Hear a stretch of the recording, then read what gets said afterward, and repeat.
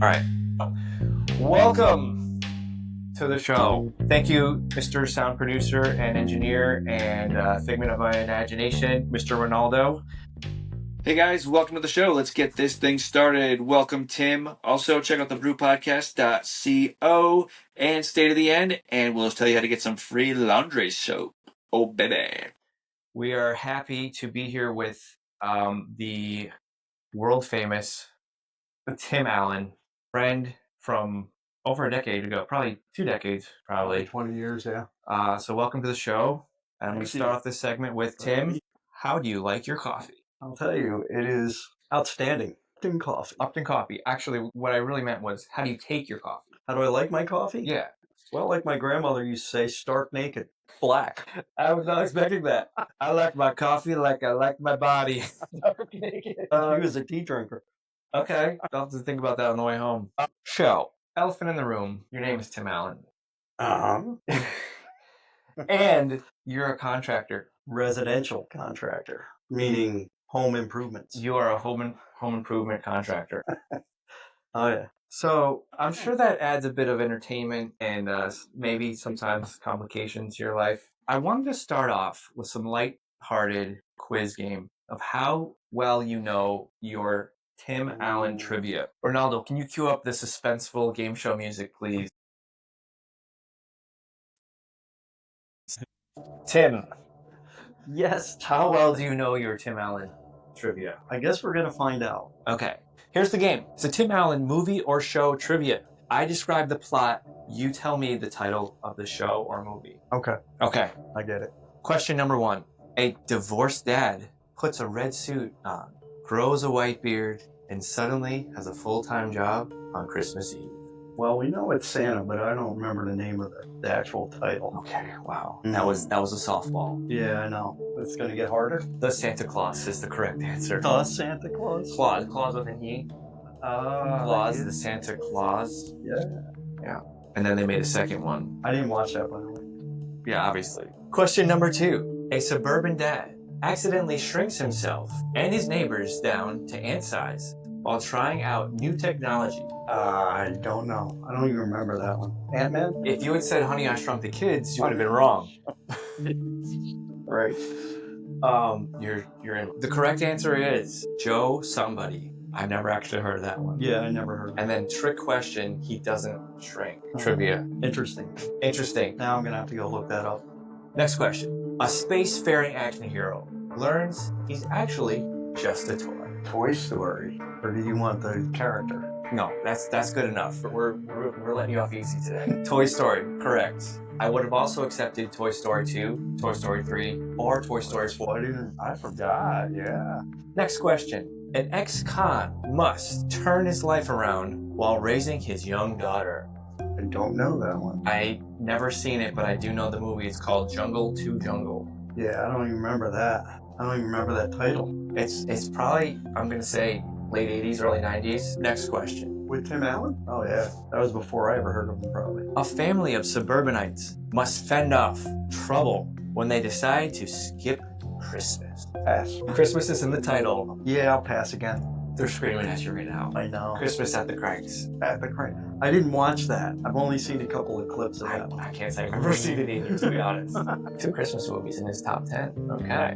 Next question. A man decides to build the ultimate house of furniture and everything goes horribly wrong. Roadhogs. Is that with Tim Allen. Oh, Roadhogs! Yes! And they made a Roadhogs too! That might be my answer. Answer for everyone. I don't think that's on this, but okay. Next question. 4 washed-up dads decide to go on a biking trip across country on Harleys. It also stars John Travolta. Roadhogs? Yes. Next question. I'm hitting like 90%. I made that one up. I figured it out. That was good. Okay.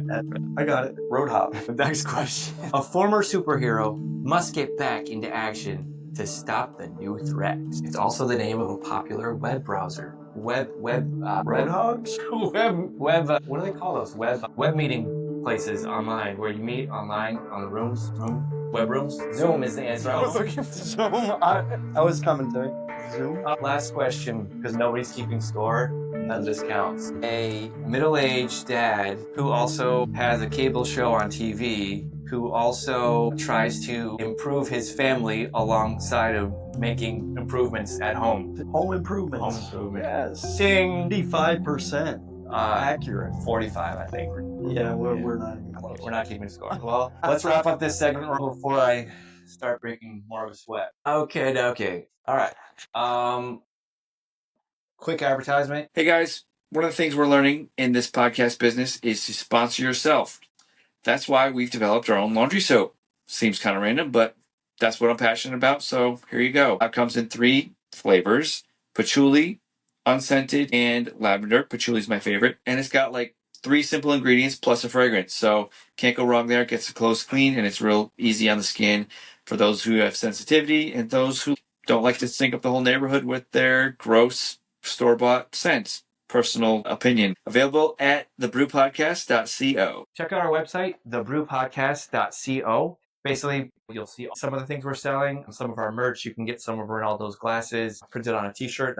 That's fun. And the Brew Podcast merch, you can get a coffee mug and stuff like that. So check out thebrewpodcast.co. Next segment. Okay, you and I first met through a multi-level marketing business. We became friends. We share the common passion of home improvement. Ironically, I started in flooring. You were your general contracting. So kind of take us through that, the background on marketing in that way, the good, the bad, and the ugly, and then how we kind of move forward from there. So I first started a multi-level through some friends back in the 80s, and I was doing it for a couple of years, and then I got out, and then I met another guy in church and got started again locally, and that team started growing pretty good in Albany area, which I guess was pretty hard for New York State for multi-levels. And then you came on the scene in a team and With dreadlocks. Mr. Business Dread. That's right. Yeah, that was a long time ago. Yeah. And I really enjoyed it. I learned a lot people skills.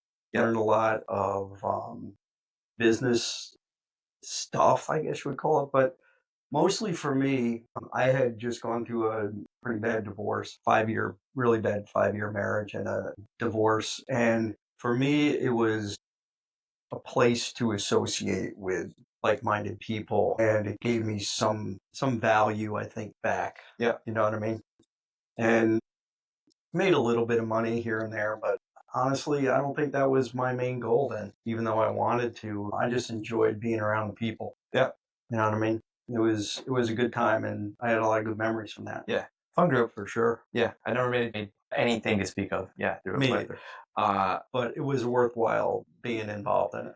It attracts a certain kind of people, and for me, I'm like just hungry to learn. I had at the time I was like probably early 20s and just didn't know, basically fresh out of like high school and like a 2-year college, and just fresh to the world, and like here all these people are, listen to this tape, read these books, Yeah. come to these meetings kind of thing, and it molded me. It was formidable, a self kind of education journey. Mhm. Started at that point. I had just started my contracting business on my own right around the same time. So it was helpful with, your business train of thought, sort of. Yep. It was helpful that way to keep me going that way. But otherwise, it was a good time. Glad I did it. And so from there, I know your story. You had a particular customer that you met and did work for, a particular lady. Let's see, it was 2007. I've been going to the same church since like 97. And I knew a woman there, and her daughter had just bought a house in Watervliet, and she needed somebody to finish the attic. 100-year-old bungalow. So she asked me, and we talked about it. She hired me to do it. So I was there for 3 weeks with my guy. She hated us. Okay.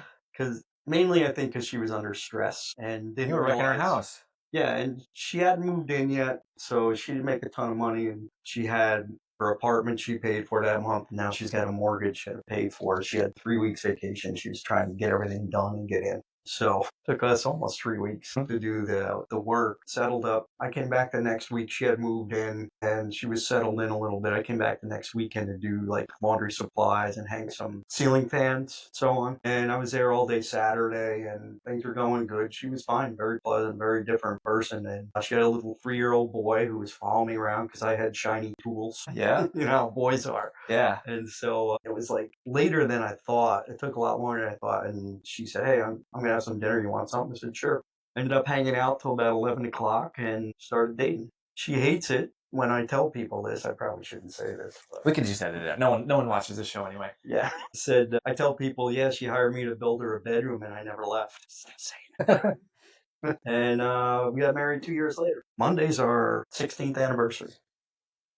Congratulations. Yeah. Crazy, right? So at some point, you transitioned into home inspections. Yep, 2020. So I've been doing residential construction really since I was like 10 years old. My grandfather, I started as like the oldest grandson. He lived around the corner. So back in the 60s, I started doing stuff with him on the summers. And over the years, I mostly took care of his house.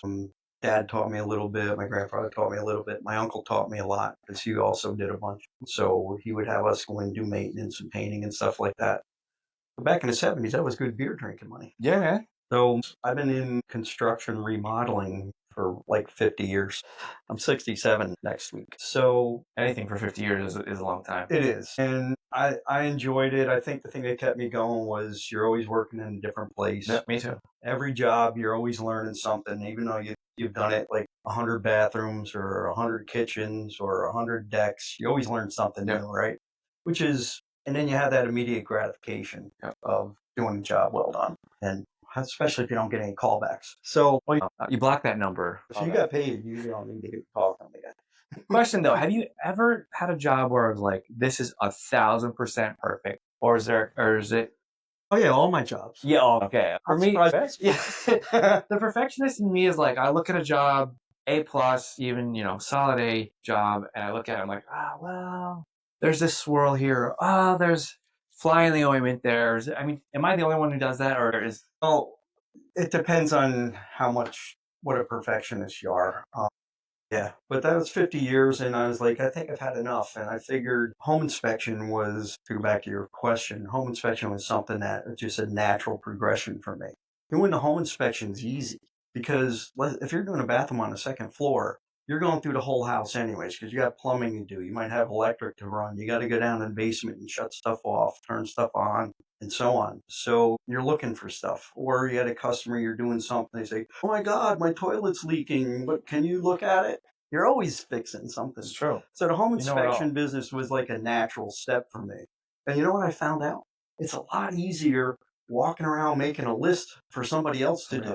Exactly. So it seemed perfect. And it's decent money. My only problem is I didn't know very much about marketing Okay. because with the general contracting, everything was word of mouth. I don't Yeah. think I ever marketed.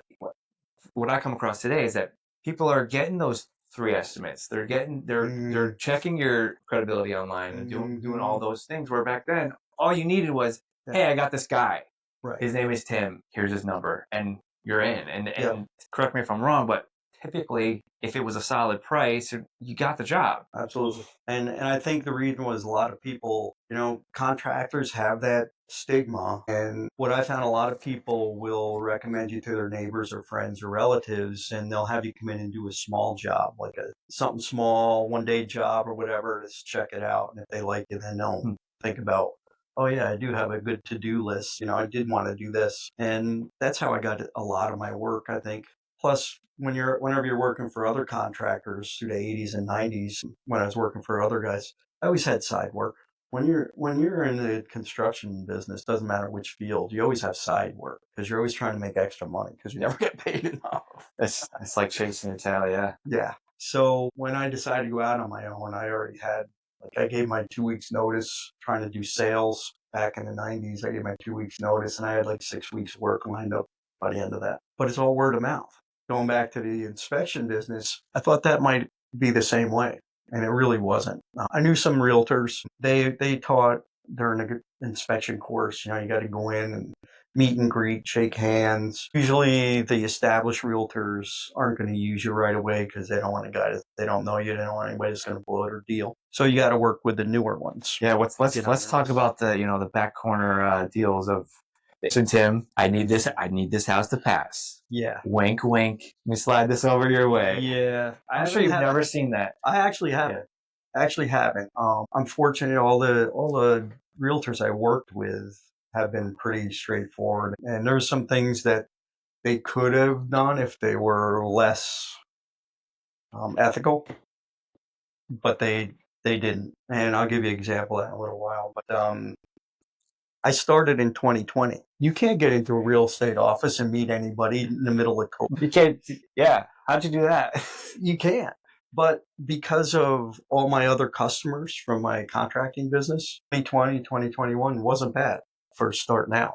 I mean, I couldn't make a total living off of it. I was still doing contracting. It was hard. And then with the housing shortage and, the prices of homes going up and people bidding 20, 30,000 over the asking price all day because they're bidding against somebody else. A lot of realtors are saying, if you waive the inspection, you probably get this bid. They were all doing it. I mean, I've talked to so many realtors. Waive the inspection, 10, 20 grand over asking. Yeah. So as a result, the last 2 years, I only did, a dozen or so each year because I didn't get established beforehand. Now, guys that are established for 10 years before that, they were doing okay. But even on my courses for renewal, I was talking to guys and they were slowing down. It wasn't like it used to be. So I'm still doing it. I got one more year. I've renewed for last year, so I have another year, and we'll see how that goes. If it doesn't pick up, my marketing doesn't get better, I may not renew. But it was something to do, and I love doing inspections. I'm a guy who works with my hands. Yeah. I'm up and down. I work with all over the place. Are you a voice text person, or do you have to I gotta type it in. The software I'm using. You're getting ahead of my technological aptitude. I don't know. I don't know nothing, but I feel like I'm also an early adopter too. So Like you said, like you were talking about the AI, it's going to make everything easier. right, and we also were saying that it's just making everybody dumber. But I can't resist with ChatGPT and the where I could outsource or take an hour or ask somebody that I know, hey, can you proofread this? Where I could just be like, yo, write me a blog post or write me a summary for this product or write me an outline for a podcast. And literally, I mean, it takes longer for me to speak out the voice command than it does for to actually get a result for it. And it's free. I haven't gotten to that yet. And at the same time, I'm succumbing to well, it's easier. So why not do it because it's easier? Which I think is fine. I mean, there's technology advancements through my whole life that made things easier. And I grew up on a rotary phone. Yeah. So And a horse and buggy too, yeah. yeah, no more buggy whips. Yeah, technology isn't bad, but you have to be careful with it. I think realize what it is and what it can do. But there's always going to be innovation, right? It's true. Got to put it in perspective of history and not be afraid of it. That's good. That's a good point. Just a balance. I like it. We should put a commercial in here. For the podcast, we are on Instagram. It's now the Brew Podcast with Johnny O on Instagram.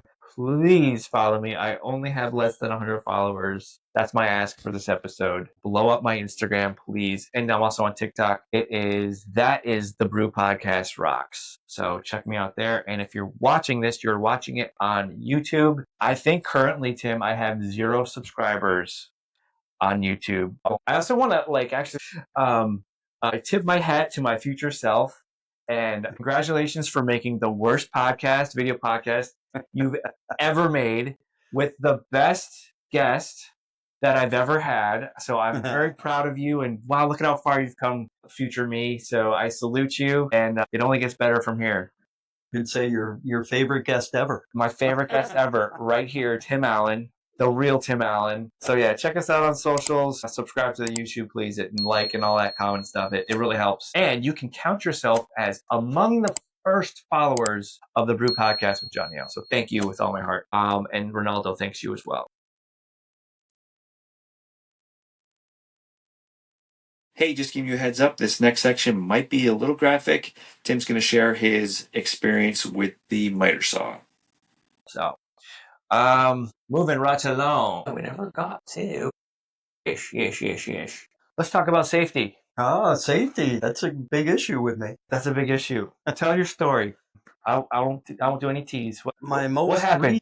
so it was January 4th, 2024. I was building built-in closets in our bedroom, and I was doing drawers. It was kind of cold out. My saw's outside, and I was making the drawer faces. So I had a 4-foot piece of wood on my miter saw without an extended table, and I was cutting them to size. Board rocked, which I'm used to. Done it 1,000 times. However, this time, don't know how it happened, but I stuck my hand in the blade before the guard came down, and I lost 4 fingers. Well, I didn't lose them. I cut them off. I did find them afterwards. So that was that was quite an event. Last January. It's been over a year now. I was home alone. Called 911. I had my phone on me. Called 911. Asked for EMS. She got all my information. Said, "Where are you now?" I said, "Well, I was out in the yard. I'm going in the house to get a towel put on my hand to cover it up." And I did that. Walked out of the bathroom, grabbed a Tupperware container, and told her that 911, I'm going back out to find my fingers, which I found 3 of the 4 I cut off. How are you not either passed out on the ground or freaking the freak out? I think it's the way God built me. When I was a teenager, my father, a couple of things. My father helped start a volunteer ambulance in Rensselaer, and I started taking first aid classes back then when I was a teenager. Was in the Coast Guard for 6 years, did a lot of first aid training, a little bit of hands-on first aid, Was there a pun in there or no? hands-on training. Yeah.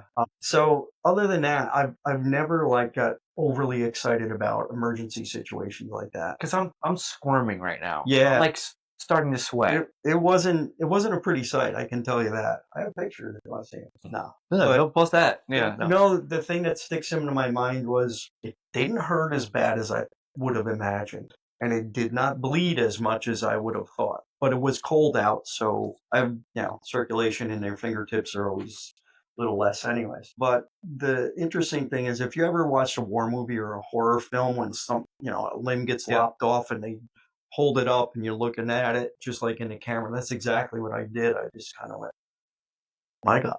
I said a couple Yeah. choice words. Choice words, I'm sure. I was like, it was really surreal. Like, I can't believe I just did this.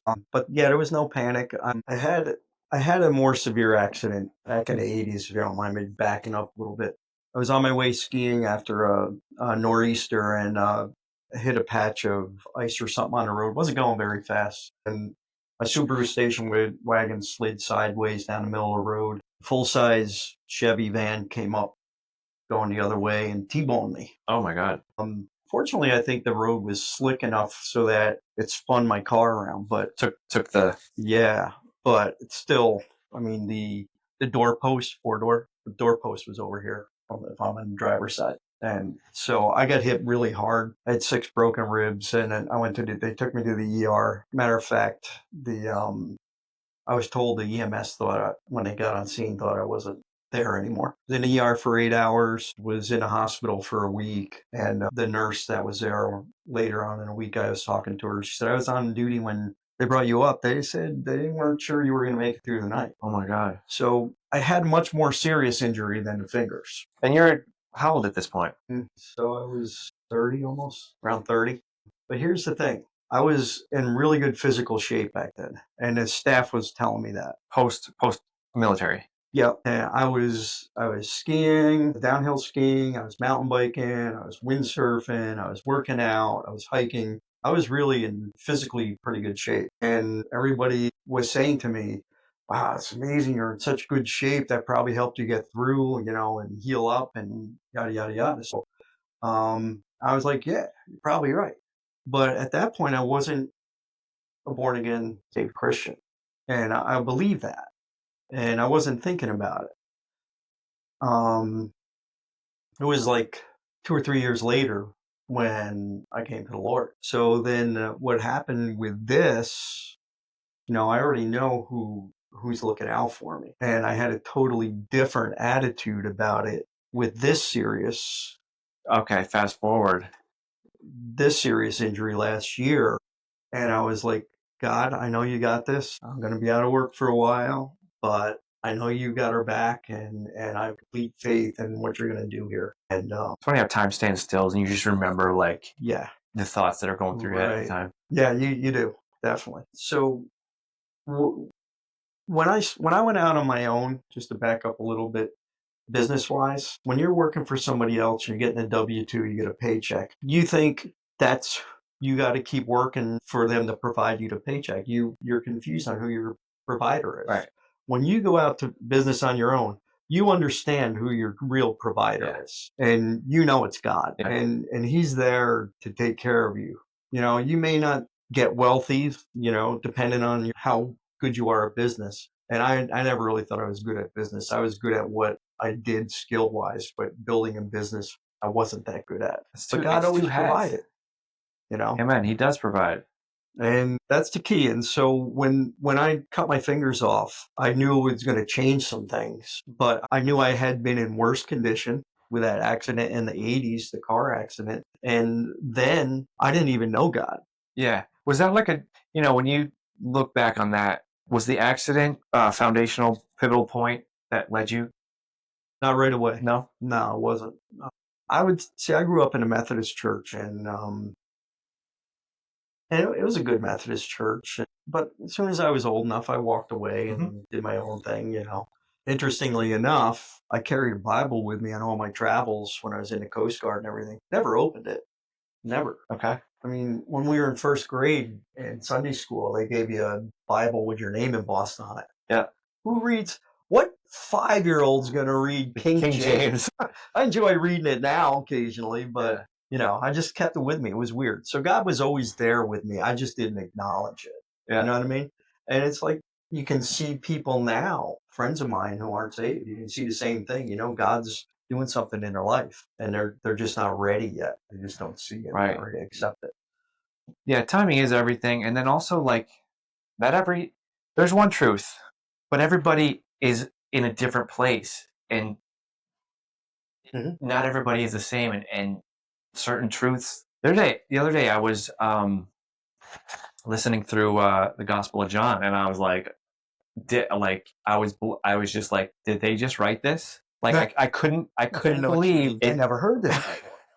Did they new publisher or something? Like, it was fresh. Yeah. It was good. So That's the like cool thing about the Bible. it's living. Yeah, It's the living word. for sure. Um, Yeah, that is cool. you're standing there, all these thoughts are going through your head. Your fingers are all but one you found, and you're like, God's got this. But what am I gonna do? Yeah, no, I didn't know what was coming up next, but I wasn't that concerned. I was actually more concerned at how my wife was gonna deal with it because she and I together had never been in a serious situation like this Yeah. injury-wise before. So I didn't know how she would react, to be honest with you. And she did well.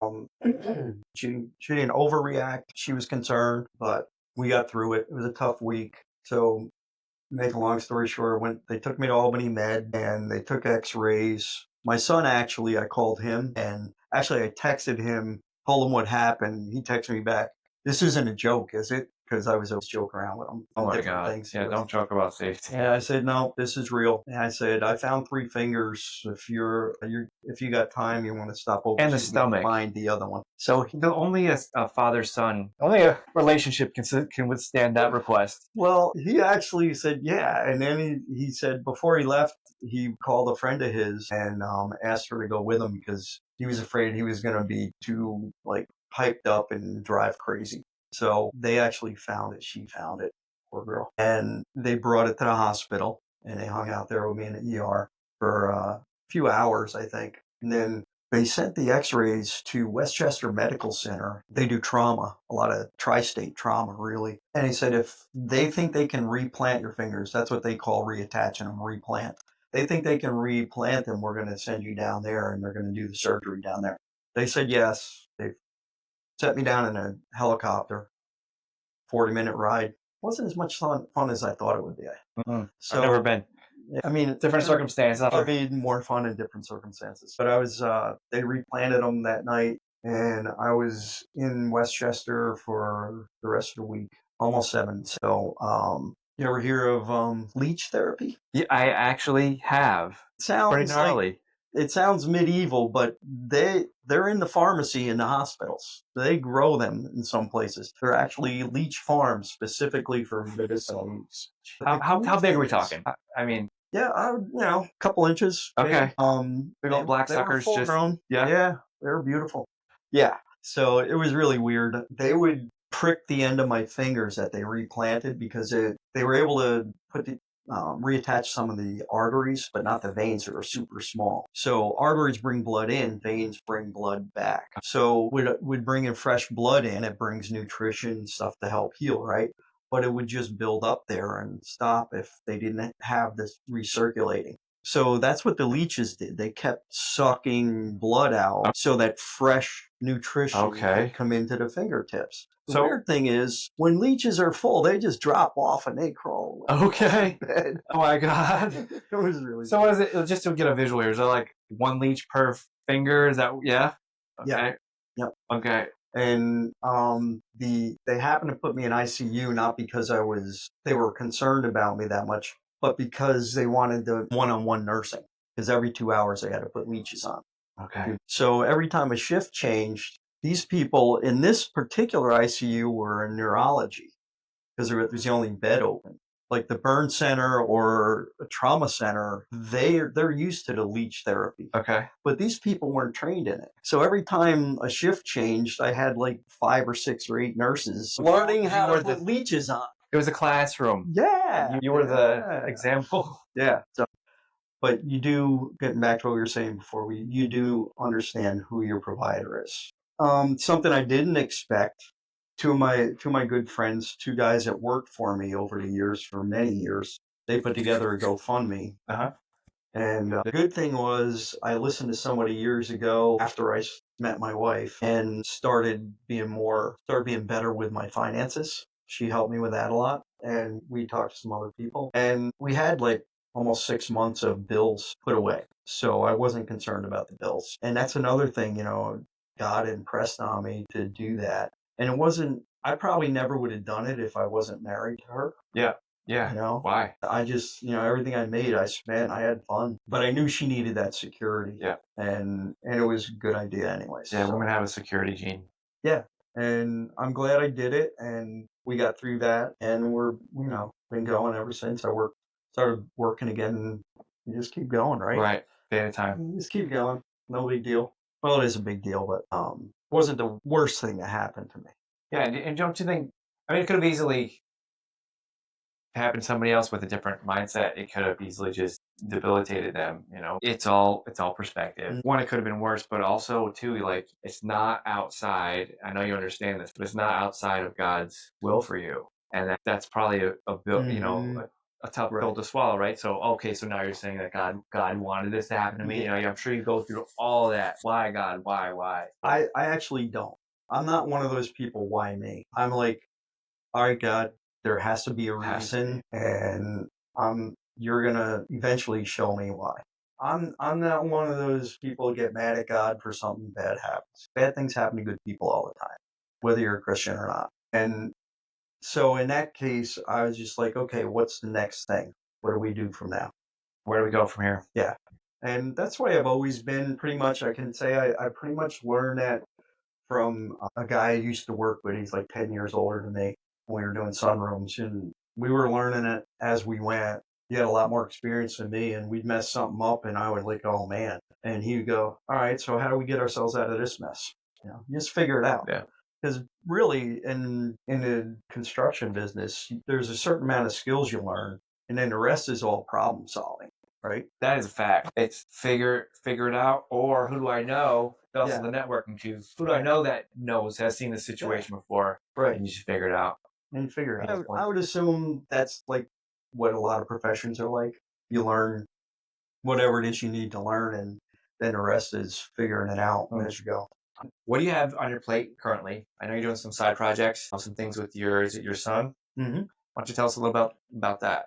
So my oldest son, Jason, he's former Marine. We're not sure where we're going to go with it, but we started up. I had already been transitioning last year. I figured, okay, maybe I won't go back into construction. I'm going to do shop work. So I transitioned a lot of my job site tools into my shop and doing woodworking. And so we started doing some other stuff. We started a business called Northern Heritage Woodworking. Awesome. Two veterans. You know, the heritage comes from father-son thing. So we sold a bunch of charcuterie boards, cutting boards. Nice. We had some other stuff going on. Matter of fact, right now, this is the end of March. It's what you would call spring season is planter box season. Yeah. So I've got a bunch of cedar planter boxes. So we're doing that. Got a bunch of other ideas. We're going to try and build that into more than a hobby. On top of that, I've been studying a course for radon mitigation, which is, I don't know if you're familiar with it. Radon is a radioactive gas that builds up in a space. It's all around us all the time. It emits out of the earth. But in like a basement, it can build up into space and then it starts breaking down. If you inhale it, it's actually the second leading cause of lung cancer behind cigarette smoking. So I looked at that and a realtor actually recommended I check it out. I'm looking at it. My brother had it done before he sold his house. I did a pre-sale inspection for him and he had high radon and was a guy in there one day. It's basically some 4-inch PVC. You run out and you hook up a fan to it. A 1-day job. Oh, no kidding. And the guy, he was charged from like $1,500-$1,600. So I'm like, that's something I could do. You got to drill through the concrete, right? Yeah. Yep. You put a hole in the concrete, or you can use a sump pit if it sumps there and you have a top to seal it with. There's different ways to do it. So New York State, you don't have to be licensed or certified for it. A bunch of other states. Yeah, right. A bunch of other states you have to. But I decided to take this course to get certified. There's a national certification you can take. So I'm in the middle of doing that now, and I'll probably be starting that up, be able to get through that by the end of April. Very good. And add that in the quiver. Right. Well, you can make, what's the average home inspection? Is that like 5 to 7? Right. So if you can do great, you're tripling your profits. And yeah, absolutely. And it's more to my son's going to help me with it. It's more to his mechanical putting things together as far as carpentry. So I'll probably be doing mold assessor, not mitigation. Mold assessor, that you go in and say, oh, yep, you got mold. And speaking of that, as a home inspector, you can tell them they got something growing, but you can't say it's mold. You can't say it's mold. Because you're a home inspector, You're not a not- yeah. mold assessor. Yeah. Everybody knows it's mold. Yeah. But you can't say Or that. it's green No, paint. But yeah. It's so weird.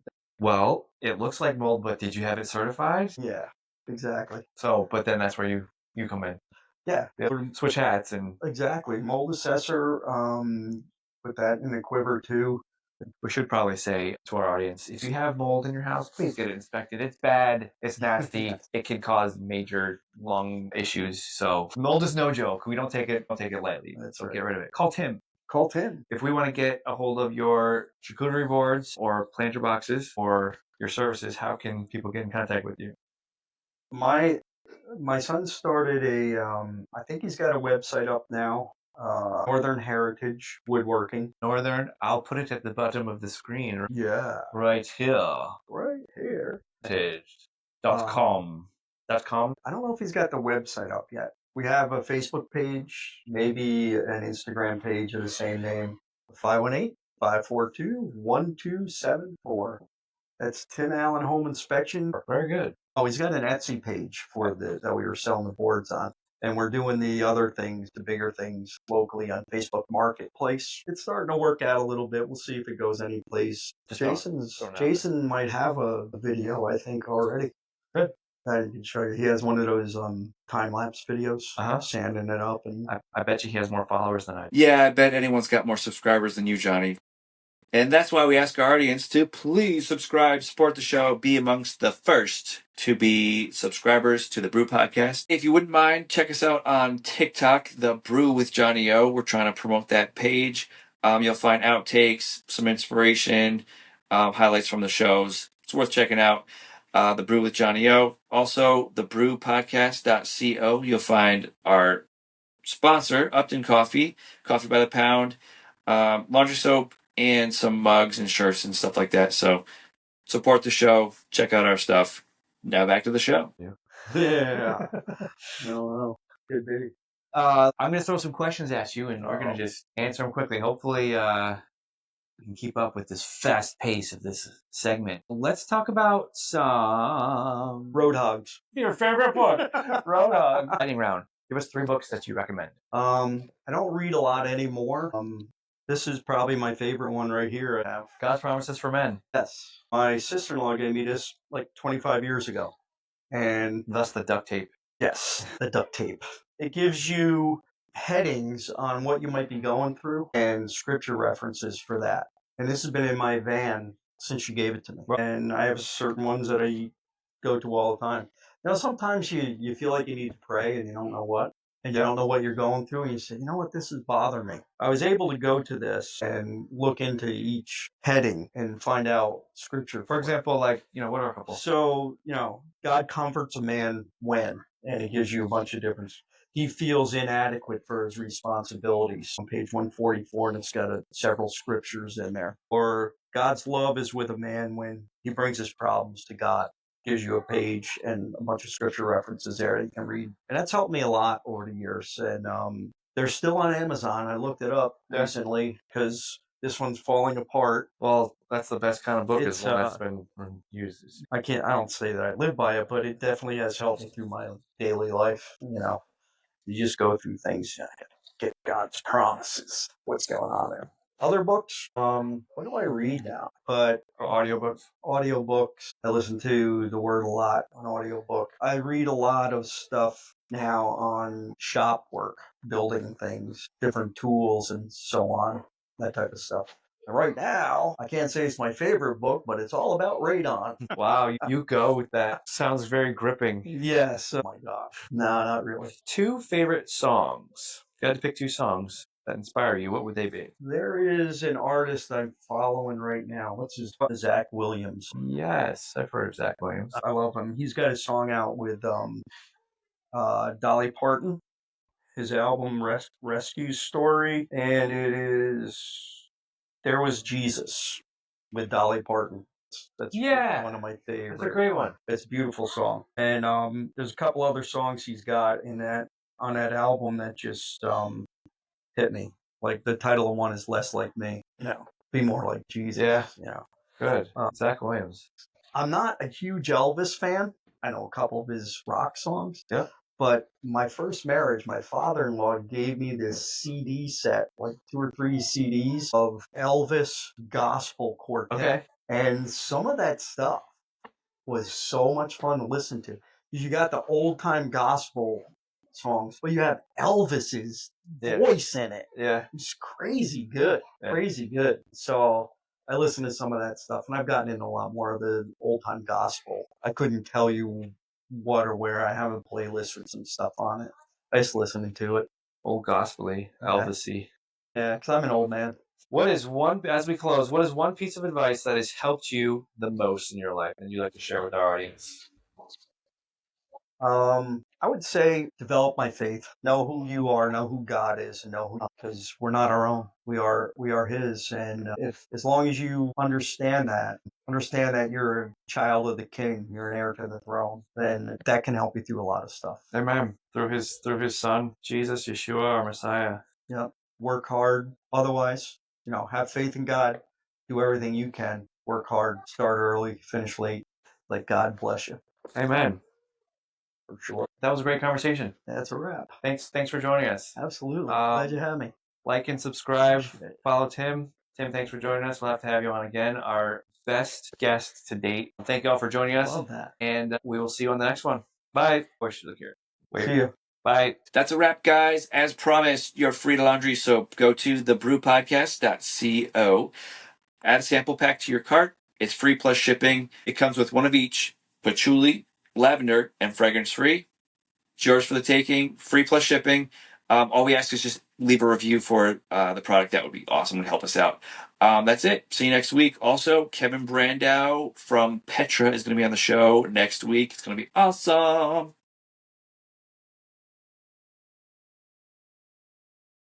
Bye.